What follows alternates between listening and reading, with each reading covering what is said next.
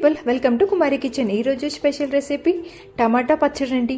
ఇంట్లోనే చాలా సింపుల్గా ఎండతో పని లేకుండా నెల రోజులైనా నిల్వ ఉండే పచ్చడి ఎలా తయారు చేసుకోవాలో చూసేద్దాం. ముందుగా 1/2 కేజీ టమాటాలని తడి లేకుండా తుడుచుకొని కట్ చేసుకుని పక్కన ఉంచుకుందాం. ఇప్పుడు ఒక బాండీలో 1 స్పూన్ మెంతులు, అలాగే 2 స్పూన్ల ఆవాలు వేసేసి లో ఫ్లేమ్లో వాటిని ఫ్రై చేసుకొని ఒక మిక్సీ జార్లో వేసేసి పొడి చేసుకుని పక్కన ఉంచుకుందాం. ఇప్పుడు అదే బాండీలో టమాటా ముక్కలు యాడ్ చేసేసి 1/2 కిలోకి నేను 50 గ్రాముల చింతపండు యాడ్ చేస్తున్నా. ఇవి వేసేసి కాసేపు కలపాలి. ఇప్పుడు దీనిని మూత పెట్టుకొని నీళ్లు రిలీజ్ అయ్యేంత వరకు ఉంచేసి, ఇలా నీళ్లు రిలీజ్ అయిన తర్వాత వాటిని అలా కలుపుతూ ఉండాలండి. కాసేపు కలిపిన తర్వాత పావు చెంచా పసుపు యాడ్ చేయాలి.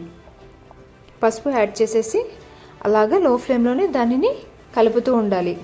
కాసేపటికి టమాటాలోని నీరంతా ఇంకిపోయి చింతపండు టమాటా బాగా మగ్గుతుంది. మగ్గిన తర్వాత స్టవ్ ఆఫ్ చేసేసుకొని బాగా చల్లారిన తర్వాత మిక్సీ జార్లో వేసుకోవాలి. ఇలా మిక్సీ జార్లో వేసుకొని పొడి చేసి పెట్టుకున్న మెంతులు, ఆవాల పిండి కూడా యాడ్ చేసేసి, అలానే వెల్లుల్లి, అలానే 3 స్పూన్స్ కారం, అలాగే 2 స్పూన్ల ఉప్పు కూడా యాడ్ చేయాలి. యాడ్ చేసేసి దాన్ని చక్కగా గ్రైండ్ చేసేసుకుని పక్కన పెట్టుకుందాం.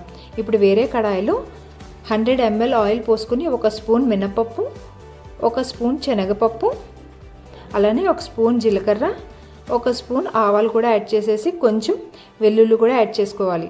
అలానే 10 ఎండుమిర్చి చీలికలు కూడా యాడ్ చేసేసి లో ఫ్లేమ్లో వాటిని వేగనివ్వాలి. ఇప్పుడు కాస్త ఇంగువ కూడా యాడ్ చేసుకోవాలి.